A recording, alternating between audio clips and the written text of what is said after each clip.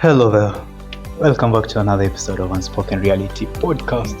And this is the first episode of the year 2026. And also, it's the first episode of our second season. So it's great having you here around. I hope you have been well. It's been a minute. We had to take some time off to just gather our thoughts and to relax and come back with some new bangers here and there. I hope since we last spoke, you've been on that same trajectory of elevating yourself and improving your situation, because it is inherent upon mankind to improve upon themselves and upon the conditions under which they live. And so it's our strong desire that you're still on that same trajectory, that you want to elevate yourself and you lift as you rise. As we've always said, this is something Vusi Thembekwayo normally says it. Success is not success if it's only meant for you. You lift as you rise. And so the reason as to why we are so adamant about you being the best, the better version of yourself, and we are adamant about you increasing your capacity in order to be able to accommodate a lot of things and accommodate a lot of people, is that you can be of impact to the society under which you live in, and then impact to yourself. As they say, service to others is service to God, right? And in that regard, some people say, because we have only this life to live, only this one life to live, there are two kinds and two groups of people that emanate from this realization. There are those that will go YOLO, in the sense that they want now to indulge, indulging the senses and trying to go into that hedonistic route whereby they're chasing after pleasure. But the one that I advocate for, which is the other side of the same coin, because you only have this life to live, YOLO, then you ought to use it for the betterment of yourself and use it for the betterment of others. And of course, there is that intersect whereby life intersects with pleasure, whereby you just need to do things that get you off the edge and they energize you, re-energize you in order to gain that clarity and come back to that trajectory, right? And so I'd like to set the foundation for this year, for the rest of the episodes that we are going to have and the rest of this season, because we are now looking forward to a future whereby we'd be having annual seasons, that every other year would be a different season. And so for this year, our focus would be on elevating your perspective. And this is the foundation. I strongly believe that the difference between where you are and where you want to be is what you know and who you know, or whom you know. Of course, there are a myriad of other little things in between that are out of your control. For instance, people talk of luck. People talk of being born into a good family, a wealthy family. Of course, there are all those factors, your connections and whatnot. And another thing called unfair advantage, in which everybody has it. Case in point, somebody said that um, Bill Gates didn't make Microsoft into a global enterprise by simply being tenacious and simply being ambitious and loving to code, because there are a lot of other people who loved to code, but they were not able to break the market. And the main reason for this is because of the unfair advantage that Bill Gates had in relation to the connection that his parents had. Their father was a banker, the mother was in the board of IBM, who connected Bill Gates to the CEO and all that, and that's where he started on that trajectory, even though he had the passion for coding. But that's the unfair advantage that he had. The family was well connected. And you too, you do have your own unfair advantage. It's for you to realize it and to make use of it. But now going back to those two things, what you know and who you know, whom you know. Don't focus so much on the unfair advantage. And okay, unfair advantage, you can try to identify it and capitalize on it. But then there is this aspect of luck. You make your own luck. Don't focus on the things that you can't control. Remember, this has been the one thing that we have been advocating for time and time again in this podcast, that there are things that are within and things that are without your control. Focus on those that you can control. So what you know is what will be, in a way, we will try to change and try to shift to give you a balanced perspective throughout the entire season. but we want to focus more on what you know. Of course, I'm not necessarily talking about the technical aspect, the academia side of what you know. That, as far as and as much as that is important, there is another knowing in which I'm talking about. And this knowing stems from being mindful and being is it observatory? Trying just to observe your situation, your circumstance, and most importantly, observing yourself. In what way? You have thoughts every other day, and you have thoughts streaming in every second. So if you can elevate yourself to that point whereby you see your thoughts and you see your emotions, when people talk to you, what do you feel about what they're saying? What do you feel about yourself? How do they make you feel? How do you make other people feel? And what do you think about, what are your beliefs? What are your worldviews? What values do you have? What do you think about the next person when somebody says something and you answer them? From what foundation are you answering them? Is it out of love? Do you want them to change for the better? Or are you saying it out of spite and condemnation? You get? So that's the kind of knowing that I want you to focus on. Of course, knowing the technical bit is important, knowing your craft, being a master at it. It's very important. But I think this is the most important bit. And I'll tell you why. Now, we are blinded by a lot of things. But before we get even into that, the things that blind us and why it's important for us to be able to elevate our perspective. The theme for this year actually is going to be elevate your perspective, because we have that tendency to be short-sighted, and this is coming from one of the laws of human nature by Robert Greene. If you haven't read the book, of course it's a huge book like the 48 laws of power. So it's just one of those books whereby you read the laws that resonate to you at a specific moment in time. For instance, if you are in the corporate world, what are some of those laws that you can see being enacted by the office politics, the office dynamics? Of course, we all know, or maybe most of us know, the number one law: never outshine the master. So this is, in one way or the other, a call to a person in the corporate. As much as in a way it might make you to seem fickle, or it might make you to be timid because you don't want to speak your mind out, because you're afraid that you might step on some people's ego. You know, people have different temperaments out here, and so you don't offend the wrong person. It's also one of the laws of 48 laws of power: do not offend the wrong person. You might offend someone and they spend the rest of their life to destroy you. Some of these things we just see them in movies and we can't really comprehend it and trying to see it play out in real life, but it happens.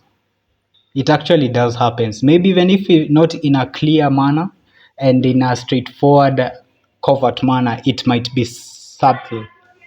People do it chini ya maji. They just want to destroy you because of something that you did to them or something that you say to them that did not sit right with them, or they felt offended by what you said. So it's one of those laws, and we know the other one now, that one: don't outshine the master. So when you are trying to pitch your ideas or you're trying to suggest something, you do it in a way that makes the person who is a superior to you feel more brilliant, or rather they feel like that idea is theirs, but it's not like you're trying to take the shine from them.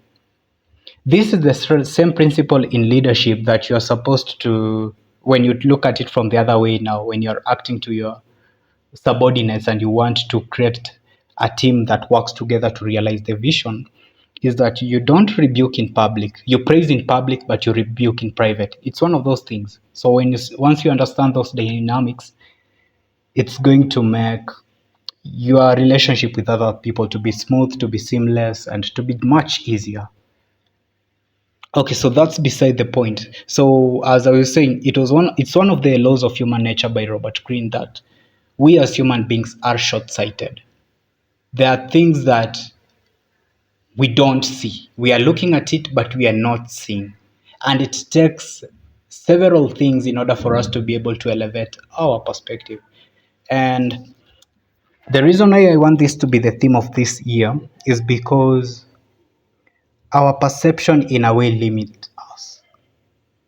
Because what you see can make you feel inferior, or it can make you feel overly superior. It can make you to underestimate your opponent. It can make you to underestimate your competitor, the person that you are with in the same field, in the industry. It can make you to underestimate them, or even overestimate the strength that you have. That's why perspective is so important. And so one aspect that we can look at it now is, I heard this from someone, and it also resonates with me. It says that upbringing issues ends at 25. Well, I'm 25, so that's why maybe in a way, one or the other, it resonated with me. Meaning that the troubles that you went through in your upbringing, the harsh conditions, if you did go through those harsh conditions. Yeah, I know there are people that really grew up in a very great environment, but they still turned out to be, I don't know, haywire or something of that. So they turned out to be worse people in the society because of the conditions that they were brought up in, nature and nurture. Some of it can stem from your personality, some of it can stem from your caregivers. But now when you reach 25, okay, I don't want to necessarily pinpoint a specific age whereby it ought to be, though someone actually mentioned this specific age of 25. For me, I'd really approach it as when you just obtain that age of maturity. For people, it's very different for different people. There is somebody that can be in their teenagers and they are way more mature. They can see the world for what it really is. And that's another aspect, by the way, of elevating your perspective. You don't see reality for what you think it is or you think it should be, but you should see reality for what it is. From there, now you can start to approach the truth when you see reality for what it really is.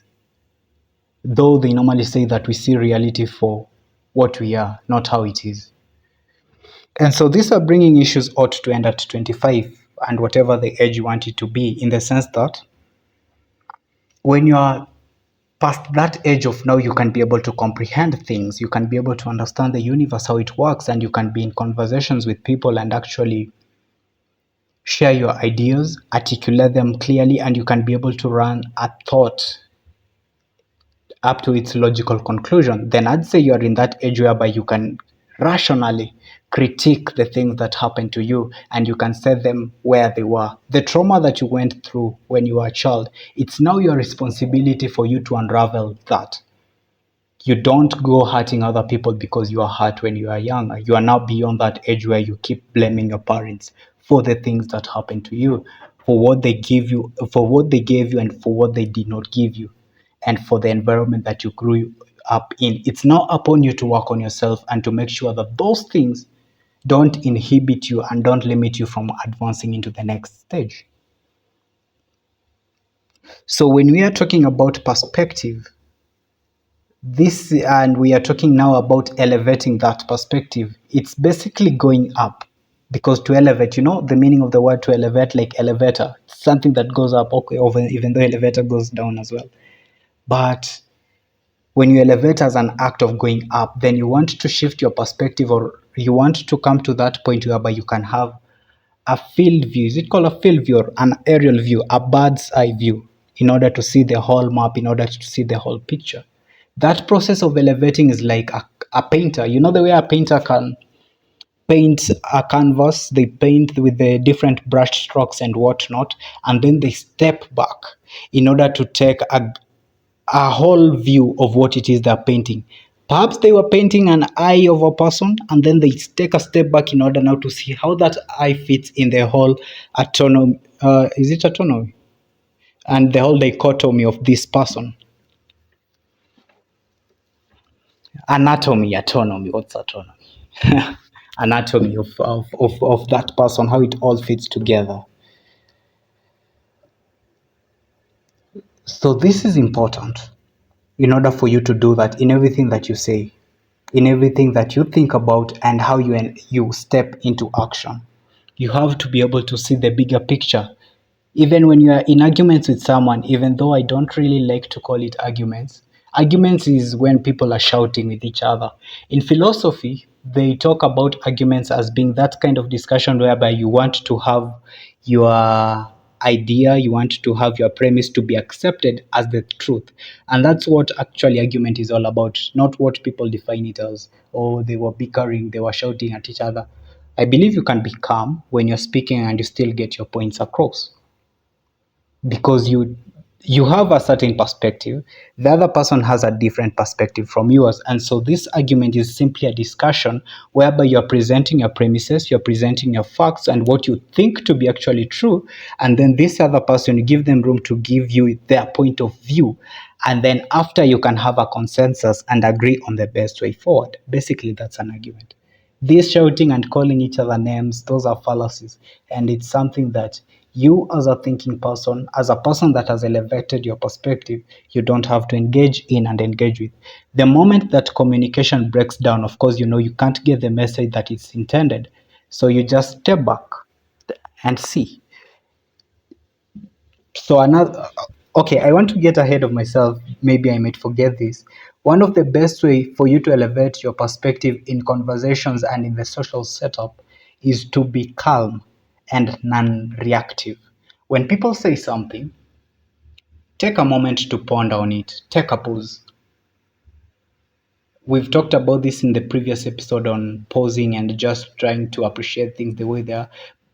But now, pausing in conversations, don't just listen for the sake of answering. Try to sit with what it is that you've been told, even if it's for a second or so. Most people tend to be uncomfortable. A second is a little too short, 5 to 10 seconds or something. Most people tend to jump into just simply speaking because they think that those breaks or those pauses are uncomfortable, but they're very important. One, because it makes you to be non-reactive, you are calm and you are actually pondering what other person is saying. Even though you might be with those people that are more talkative and you are afraid that they will interrupt you when you take that pause, of course they might, but when it comes your turn, you just continue with what you are saying. With time they will catch on, because what you are saying, you are still not done with what you are saying before they gave you something else, they fed you with another thing. Don't focus on what it is that they have said before you finish your thought. Go back to what it is you are still saying when they cut you short. And after you are done, then you can address what it is that they've brought up. And if they are very conscious of themselves, then they will have to ask the question that they asked, or to bring about that point again, or you can even ask them directly. So, what did you say after? Or what was your point after I've said what it is I've said? You get. So there's really no need to rush during conversation. Take time to pause, and it's actually something that I'm also trying to come around with, and also trying to understand and enacting it in everyday conversation. Because as you've noted in all my episodes, and most of them, I tend to be fast. I tend to speak fast. This is mostly because when I speak, there are just some ideas that randomly come in, and I feel like, oh, I have to speak about this. Oh, I have to speak about this. And you will even realize that there are those gasps. You are speaking until you're out of breath, and then when you notice you're out of breath, it's too late. You take that quick gasp. In a way, it makes your communication break down because you're not articulating the words that you're saying. Reason being, you are breathing, or you are inhaling a huge chunk in a place where you're not supposed to. We can get into this more in future episodes on how you're supposed to speak. I'm also trying to learn it, but the main idea simply is, before you speak, take a pause and think about what you're going to say next. So before you open your mouth, you already know what it is that you're going to say. And now, shortly before you speak, inhale. So you have this idea, you've thought about it, you know what you're going to say next. Take a pause, inhale, and then when you speak, you're speaking with the exhale. You don't have to now exhale consciously. This comes out with your words. So it's one of the important aspects of pausing. So you see, this pausing to elevate your perspective is not only important in simply seeing the best way forward and seeing the future as it is, but it also in a way helps you become a better communicator, this act of pausing. So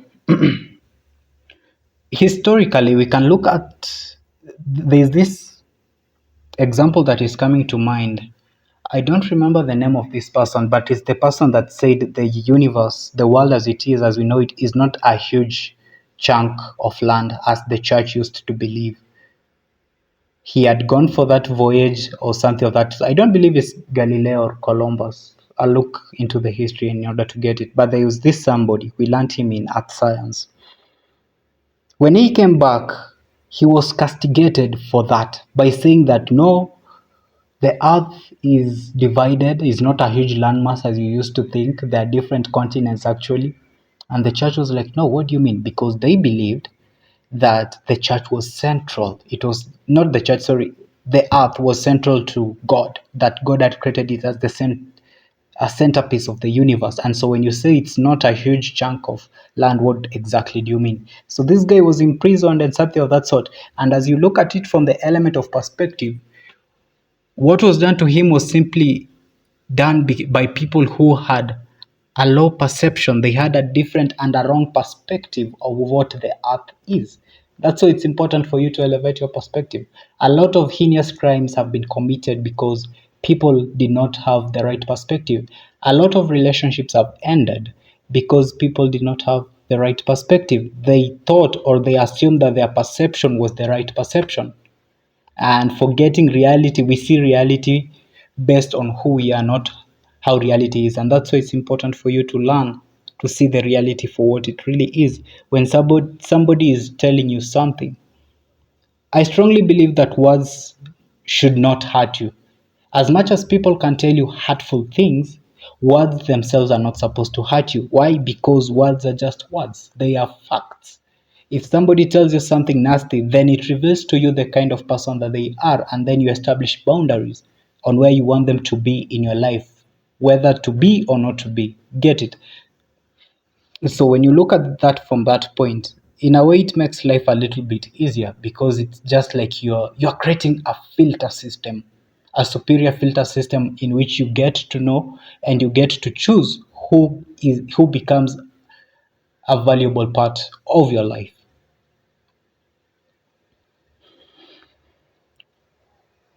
Another thought would be, in order for you to improve, we are talking about you elevating yourself and being the best version of yourself. So out the foundation of that is you seeing things differently.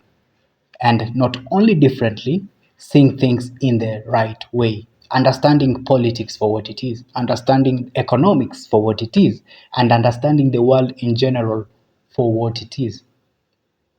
Having a different worldview than the one that is being portrayed in the media, the one that is being portrayed by all these elements of control or authoritative figures in our lives.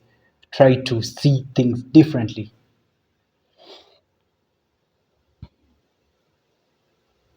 So, as a leader, because we are all leaders in one way or the other, if you have a responsibility, then you are in charge of that aspect. So, you can't say you are just a follower and all. John Maxwell, this is a leadership guru, for lack of a better word. He says that you, as a leader, you need to have that ability to see more and to see before. So, seeing more and seeing before stems from a point of elevated perspective. And what does this mean? Seeing more means that you are seeing a little bit more of the playing field, the vision of the team, the mission of why you guys are together, and the values of the team and how it plays out and enacts itself in the daily activities that you do.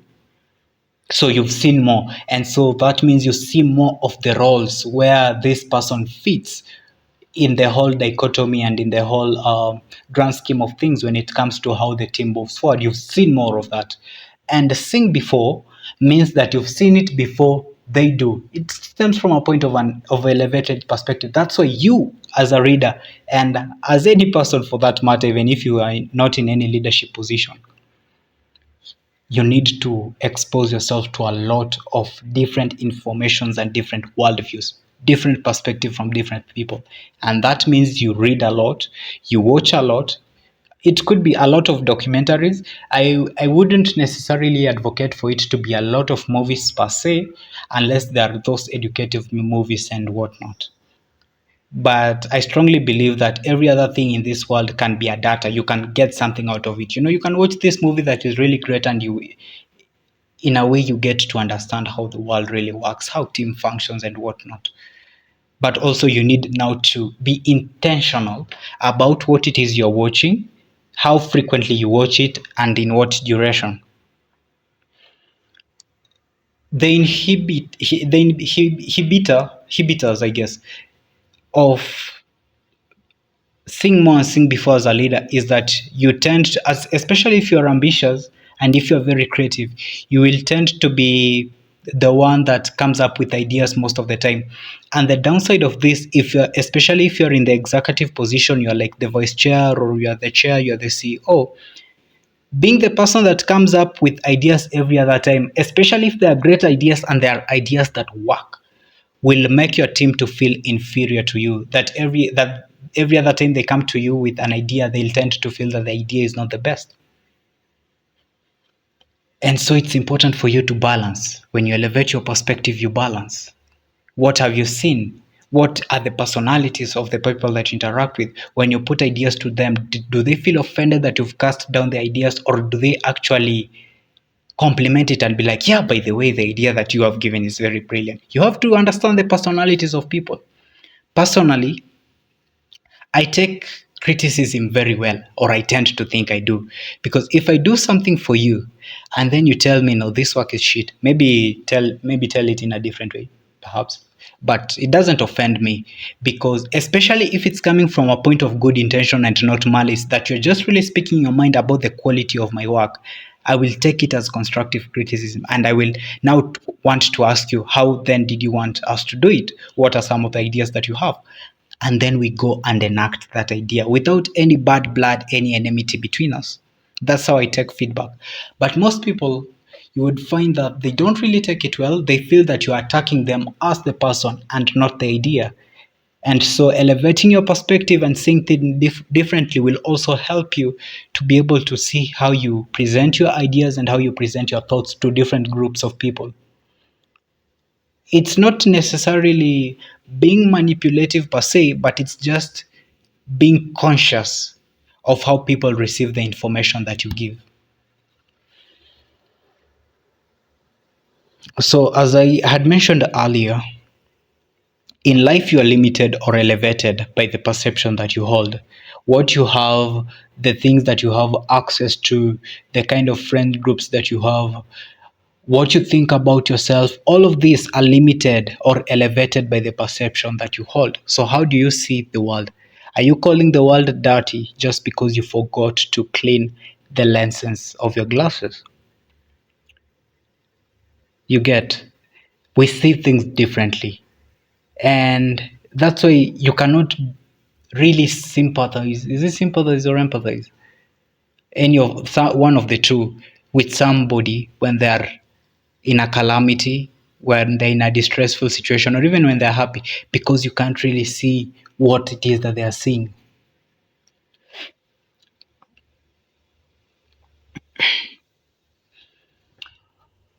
To wind down,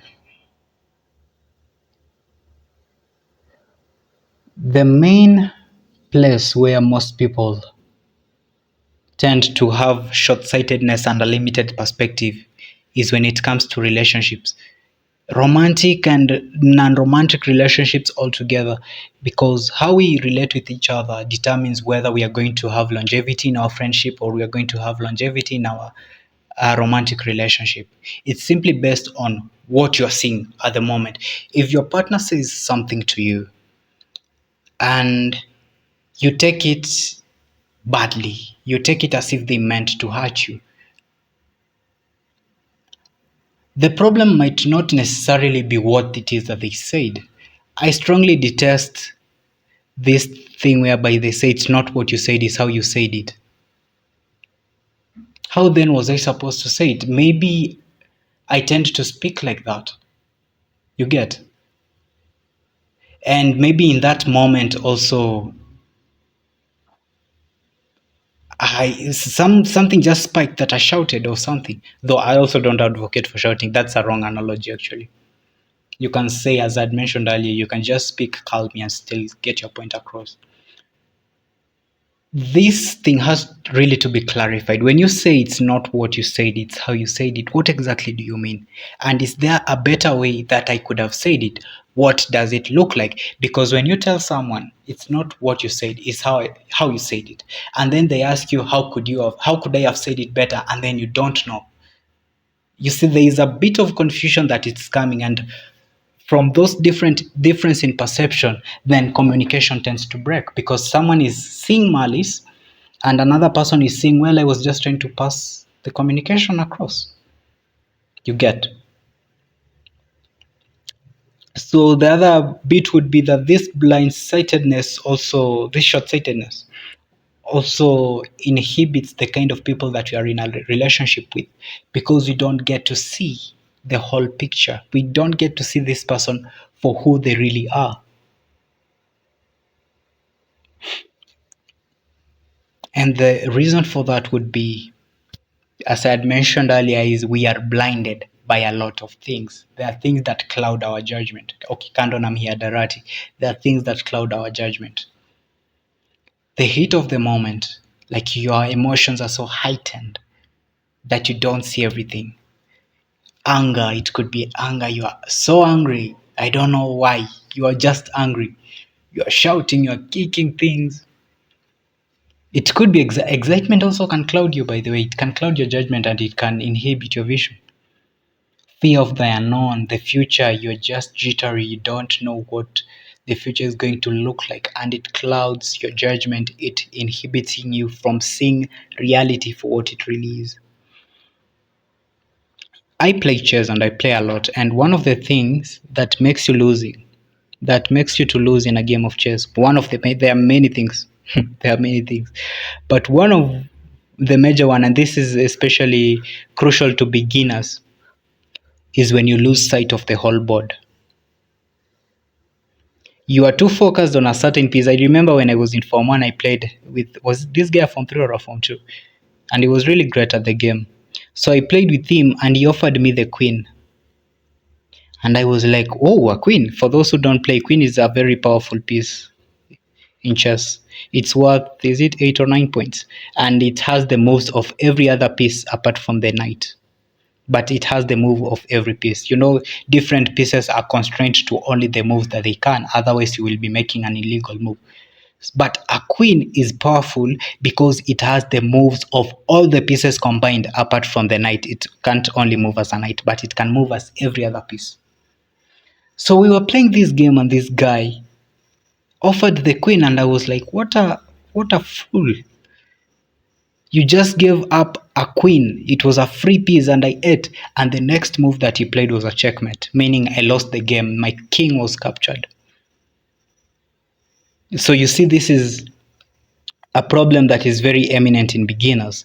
When you lose the sight of the whole board, that you're only seeing the square under which one piece is on and you're not seeing the other squares, you will start to lose. Because a principle in chess in which I'm trying actually to be familiar with is try to see how each piece relates with each piece. You know the law of gravitational law of Isaac Newton, whereby a body is attracted to another body in the universe. There is that through mass and something. I don't remember that equation. So when you look at that in a similar way to chess, all these pieces are related in one or the other. And so it's upon you to establish that relationship. And then all these squares upon which the pieces are, they are related as far as there is a piece on it. There is a way they connect with each other. And so the minute you just lose the sight of the whole board and you don't see the whole game and you focus on a single piece and then you make a move based on that information, you are making a move from a point of short-sightedness and you're going to lose that game. And so it's the same thing in life. When an event happens to you, something bad, it could be something bad, it could be something good. Remember our episode of who knows? It's either good, it's either bad, who knows?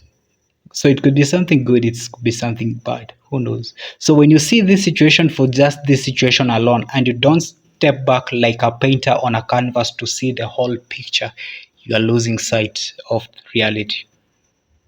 Yes, you might have lost your job or you might have gotten a new job.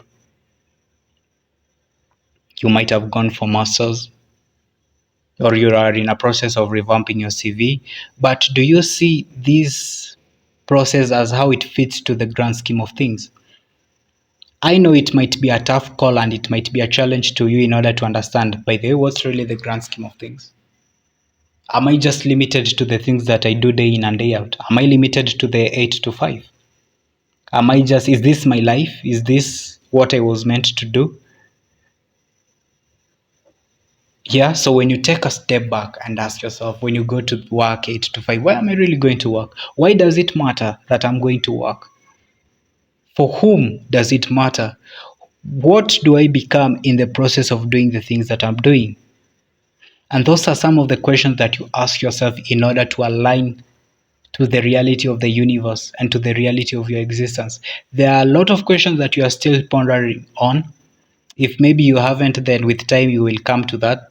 People call it existential crisis, but is it really a crisis?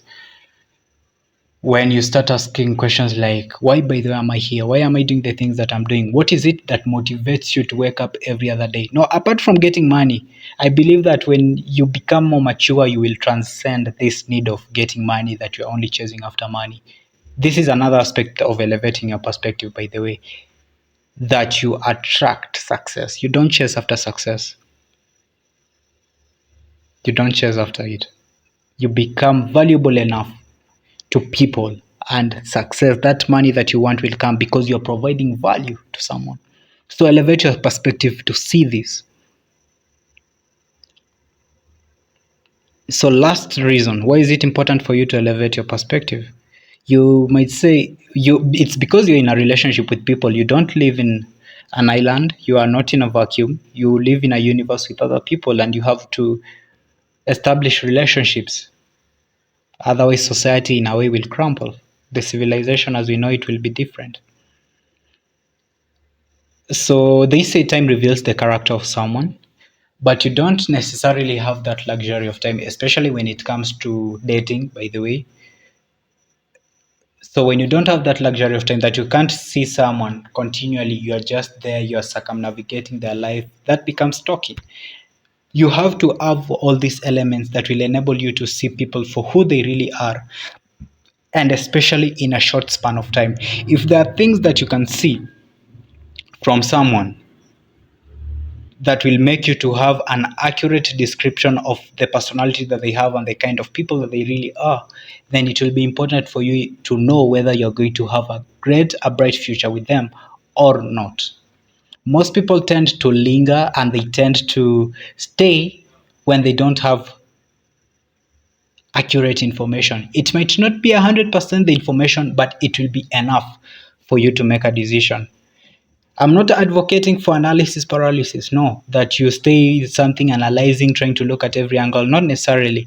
But when you elevate your perspective, it becomes concrete and intuitive to that point whereby things just become gut feeling because you're seeing a lot of what people are not seeing and you're seeing it before. Reason being, every other thing in this universe is interconnected, just like on a chessboard, how every other piece is connected. So the minute you see the relationships and you don't lose sight of the whole board, then everything is going to go smoothly for you.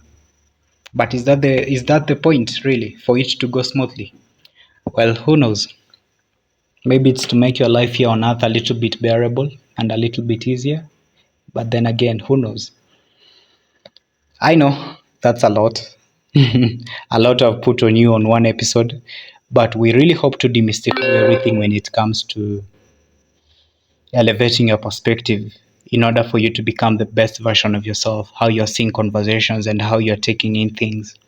It's important for you because even when you elevate your perspective, in a way, your self confidence is elevated.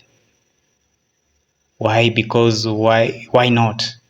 Why are you not self-confident? Why are you timid? Because you think that people think about what you are saying, people think about how you are dressed, people think about, oh, atijui alitoka wapi. These are some of the little things that make us to feel inferior of ourselves and of our backgrounds.